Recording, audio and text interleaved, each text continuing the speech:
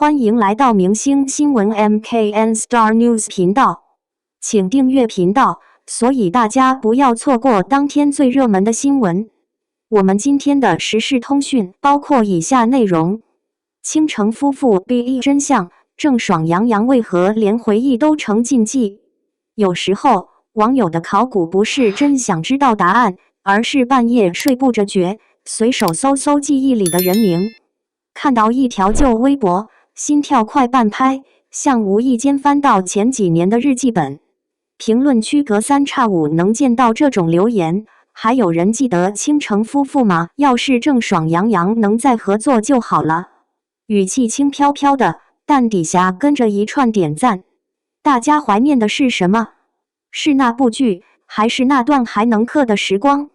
更现实的是，郑爽的相关画面刷屏时，有人会下意识问：如果杨洋和他一起上直播，会怎样？当然不会怎样。这种假设本身就很微妙，他把两个名字又拉回同个句子里，哪怕只是如果。人们到底在期待什么？这才是问题。直播间里的如果先说出答案，镜头里的假设永远比现实仁慈。哪怕只是路人一句他们会不会再合作，也能让 CP 粉心跳半拍。更早一些，郑爽和杨洋被传过要再次合作，爱你是我做过最好的事。消息传的有鼻子有眼，说制作方定了，角色也定了，连定妆照的氛围感都在粉丝群里转过。可现实是，杨洋粉丝连夜辟谣，相关词条刷了又刷，粉丝维护组直接下场，态度明确到像划清界限。这种避之不及，比任何官方声明都更说明问题。网友看得明白，还调侃这是生怕被沾上。当年拍《微微一笑很倾城》时，两家粉丝就有摩擦，上花儿与少年更是不愉快。时间久了，这些旧账不会消失，只会变成一层透明的墙。你隔着墙看过去，两个名字好像还能放在一起，但中间早就是两个世界。从热播期到冷却期， CP 的生命周期像按了加速键。所有荧幕情侣都逃不过这个规律，剧在播时，互动像糖，甜到齁，剧一结束，糖就变成回忆。赵丽颖和陈晓也有过这个阶段。拍《陆贞传奇》时，陈晓给赵丽颖庆生发过520的文案，走红毯牵手，社交媒体上互动频繁。粉丝那时候嗑得昏天黑地，觉得有戏。可剧的热度一降，关系就淡了。赵丽颖回应单身，陈晓后来和陈妍希走到一起。时间在9点，两人几乎零交集，公开场合不会再提对方名字，仿佛那段时间从没存在过。郑爽和杨洋也一样，剧播的时候合体宣传、上综艺、拍杂志，所有互动都像在证明我们很熟。可剧集热度过去，两人各自忙新戏，互动少到连巧合都算不上。这种冷却不是偶然，艺人的团队都清楚 CP 是把双刃剑，炒得太热，艺人形象容易绑定，炒得不够，剧的热度又起不来。所以渐进式解绑成了标准操作，先减少同框，再减少互动，最后连名字都尽量不提。粉丝感受到的变化很慢，等察觉时，两人早就走向不同方向。利益这张牌打出去就收不回来。CP 经济最核心的逻辑是，短期要热度，长期要安全。短期来看， CP 营销对剧集流量、艺人知名度提升太明显。代言可以合体接，活动可以一起上，粉丝的消费力能直接转化成数据。那段时间，品牌方也爱看这种双人效应，觉得两人在一起能撬动更大市场。可隐患也埋在这里，艺人形象一旦被绑定，戏路容易受限。郑爽后续的作品，总有人拿贝微微来对比，杨洋的现代戏也逃不开肖奈的影子。这种对比对演员不是好事，演得像，说你没突破；演得不像，说你没那感觉。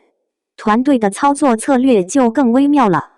通过辟谣绯闻来降温，通过强调个人事业来转移焦点，甚至安排艺人公开说现在专注工作，不谈感情。每一步都像在拆一颗定时炸弹，拆快了粉丝反弹，拆慢了艺人受困。更极端的案例是，一方成了劣迹艺人。郑爽被爆出税务问题后，合作品牌紧急撤档，过往作品下架，所有历史痕迹都在被快速抹去。这时候，倾城夫妇这个标签从资产变成负债，谁沾谁倒霉。杨洋粉丝连夜辟谣，就是这个逻辑，不想让自家艺人跟任何负面关联扯上关系，哪怕只是传闻。倾城夫妇的特殊性在于，连回忆都不安全。其他 CP 的 B 大多是慢慢冷却，自然解绑。可郑爽的情况不同，郑爽因税务问题被处罚后，上海市税务局第一稽查局已查明相关事实。根据公开信息，她被追缴税款、加收滞纳金并处罚款。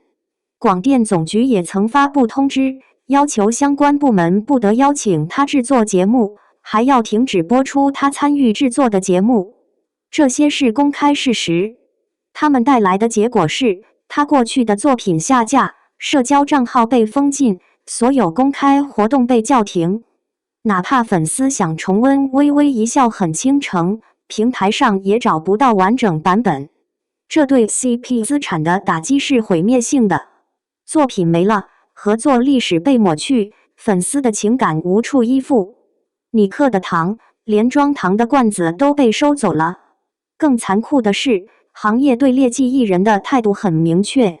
中国演出行业协会发布过《演出行业演艺人员从业自律管理办法》，规定了禁止性行为清单，并确立了从1年至永久的联合抵制机制。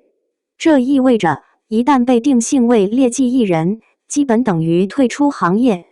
这时候，再合作不是可能性高低的问题，而是根本不存在这个选项。在回忆杀和现实之间，郑爽最辉煌的那段，观众都记得。一起来看《流星雨》里的楚雨荨，像从校园里走出来的微微一笑很倾城，又把她推到更高位置。那时候的倾城夫妇，流量、作品、话题都在线，连日常互动都能写成连续剧。可后来发生的事，像一道门槛，把她从国内舞台隔开。税务处罚、广电相关规定、法院执行信息，这些都是公开事实。它们像一堵透明的墙，把过去和现在彻底分开。你会发现，粉丝的回忆杀越热烈，现实的反差就越强烈。大家怀念的是2016年剧播时的那个夏天，可那个夏天早就不在了。现在的郑爽在海外开直播、拍小视频，杨洋在拍新戏、走红毯，两人的轨迹就像两条平行线，不会再相交。这种冲突不在谁对谁错，而在一整套规则和公众情绪里。老话讲得直白，人设可以重建，信用很难重来。双引号，经典 CP 再合作的可能性叹息。看了一圈内娱案例，你会发现经典 CP 再合作的可能性基本趋近于零。阻碍因素很现实，艺人发展路径早就分化，舆论环境也变了，资本对风险的考量比以前更谨慎。品牌方对劣迹艺人关联项目的回避态度，让所有可能性在萌芽阶段就被掐断。CP 经济的本质是短期流量工具，不是长期合作基础。它在剧集热播期创造价值，在宣传期制造话题，但剧一结束，价值就开始递减。等到艺人各自转型，这种价值就彻底归零。粉丝的情感和商业逻辑永远在冲突。你怀念的是那段课堂时光，可资本算的是投入产出比。你觉得他们在合作一定能火，可制作方想的是风险能不能承担。内娱 CP 文化的虚实现实就在这里，你看到的甜蜜互动，可能是精心设计的工业糖精；你怀念的昔日默契，早就被时间冲淡。大家在一个虚构的情感框架里寻找共鸣，可框架本身是随时可以拆除的临时建筑。最后那句老话最实在，欠债还钱，天经地义。能不能把该承担的责任扛完，比一顶589元的帽子重要的多。能不能在规则里站稳，比在合作的幻想实在的多。人这辈子，镜头能翻篇，账本不会。郑爽的结局，也是他选择的结果。至于倾城夫妇，就让他留在2016年的夏天吧。